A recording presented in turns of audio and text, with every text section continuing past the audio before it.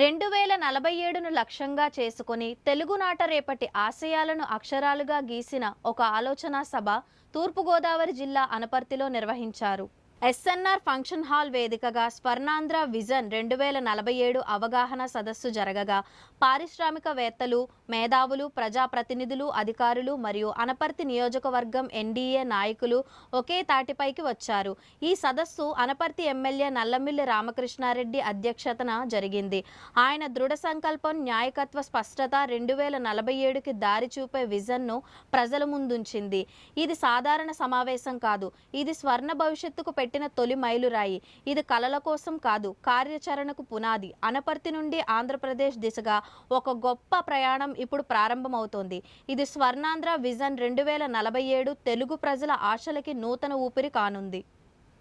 దానికి ఏదో ఒక, నా ఒపీనియన్ ప్రకారం ఏదో ఒక మంచి రెప్యూటెడ్ ఎడ్యుకేషనల్ ఇన్స్టిట్యూషన్స్ కానీ, లేకపోతే ఒక రెప్యూటెడ్ హాస్పిటల్స్ కానీ, ఇలాంటివి ఏదో ఒకటి ఉండాలి. నేను అది ఎందుకు చెప్తున్నానంటే 2002 జిఎస్ఎల్ మెడికల్ కాలేజ్ స్థాపించేటప్పటికి రాజానగరం రోడ్ అనేది కూడా పెద్దవరకు తెలియని పరిస్థితి.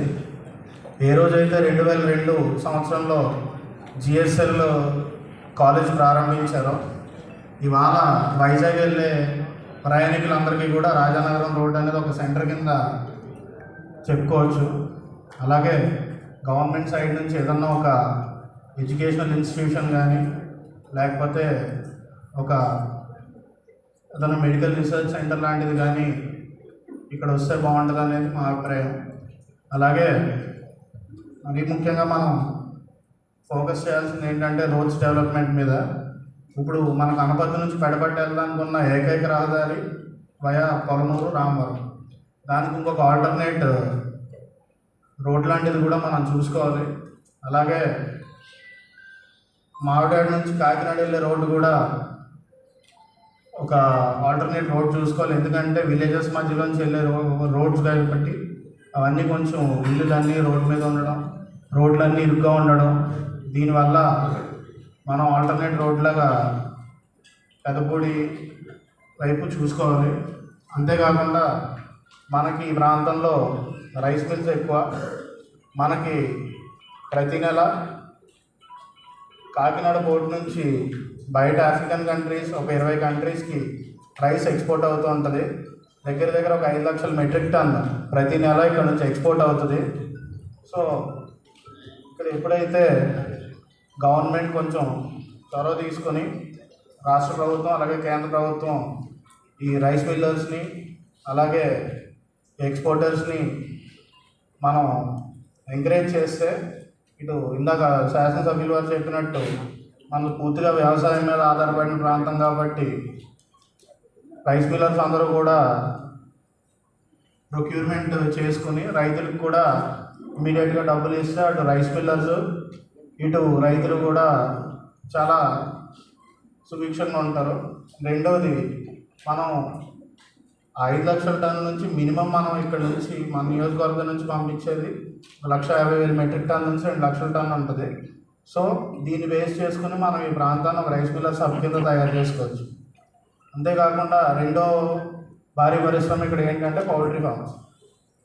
రోజు ఇక్కడ నుంచి మన కోల్కతా చాలా ఎక్స్పోర్ట్ వెళ్తుంది ప్రతి పౌల్ట్రీ నుంచి. ఇది మనం ఇక్కడ పౌల్ట్రీ ఫార్మర్స్ ఫేస్ చేసే ప్రాబ్లం ఏంటంటే, ఇక్కడ నుంచి మనం ఎక్స్పోర్ట్ పంపించిన తర్వాత అక్కడ లోకల్ మార్కెట్లో అక్కడ లోకల్ వాళ్ళు హోల్డ్ చేస్తున్నారు, వాళ్ళకి ఇష్టం వచ్చిన రేట్ పెడుతున్నారు.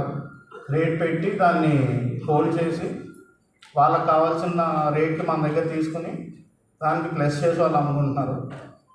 స్టేట్ గవర్నమెంట్ దీని మీద కొంచెం దృష్టి సారించి ఇక్కడ నుంచి వెళ్ళిన రైస్ మిల్, ఇక్కడ నుంచి వెళ్ళిన పౌల్ట్రీ ఫార్మర్స్ ఇక్కడ నుంచి మనం పంపించిన ఎగ్ ఎక్స్పోర్ట్కి అక్కడ మనకు సెపరేట్గా కొన్ని స్టాల్స్లో పెట్టుకుని అక్కడ మనం సేల్ చేసుకునేలాగా అయితే ఒక 50% మనం సొంతంగా మనం సేల్ చేసుకుని ఒక 50% వాళ్ళకి ఇస్తే ఇక్కడ పౌల్ట్రీ ఫార్మర్స్ కూడా సుభిక్షంగా ఉంటారు.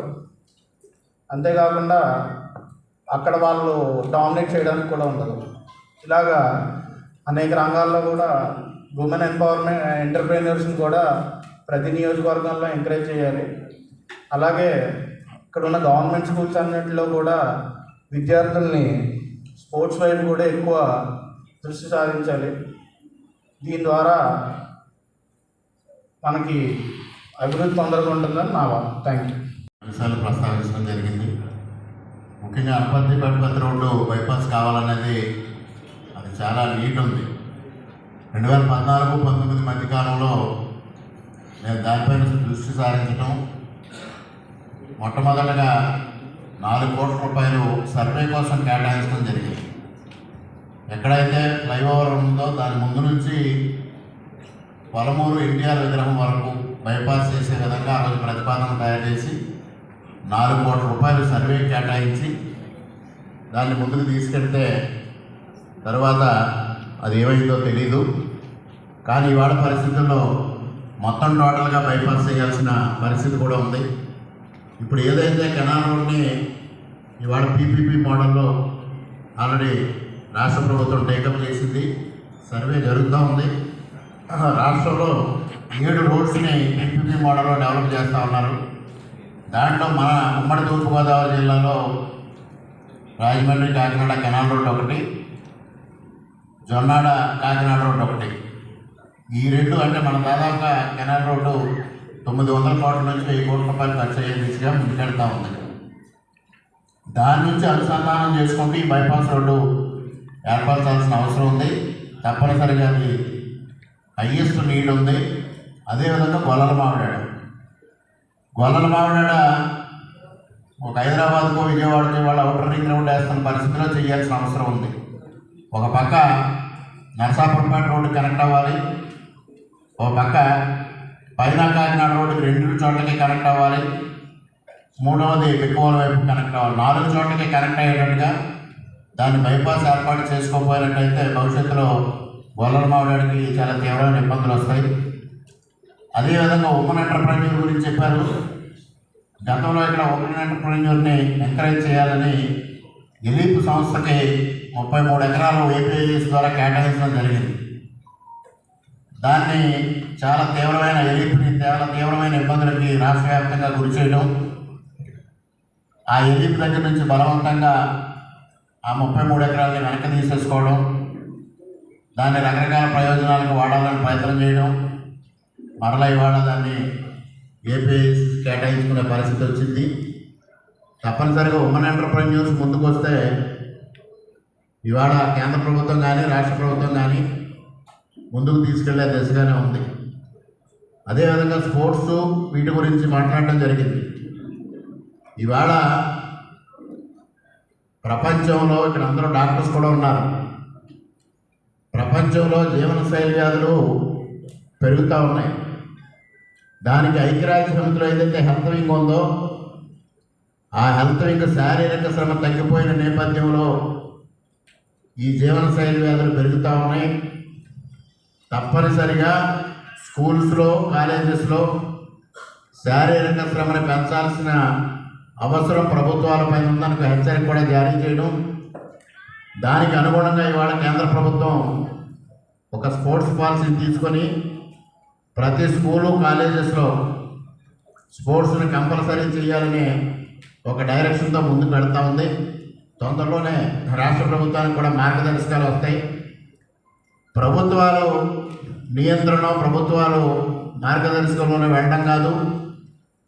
మన ఆరోగ్యం మనం కాపాడుకోవాలంటే తప్పనిసరిగా మనందరం ఆ డైరెక్షన్లో వెళ్ళాల్సిన అవసరం ఉంది.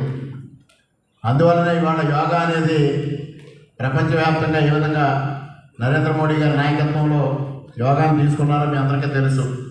2015లో యోగాని ప్రపంచ యోగా దినోత్సవంగా పెడితే, అంతర్జాతీయ యోగా దినోత్సవంగా దాన్ని ఇవాళ 70 ముస్లిం దేశాలు కూడా అనుసరించే పరిస్థితి వచ్చింది.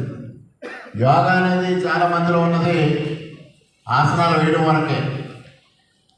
ఆసనాలు వేయడం కాదు, మనసుని నియంత్రించుకునే శక్తి రావాలి.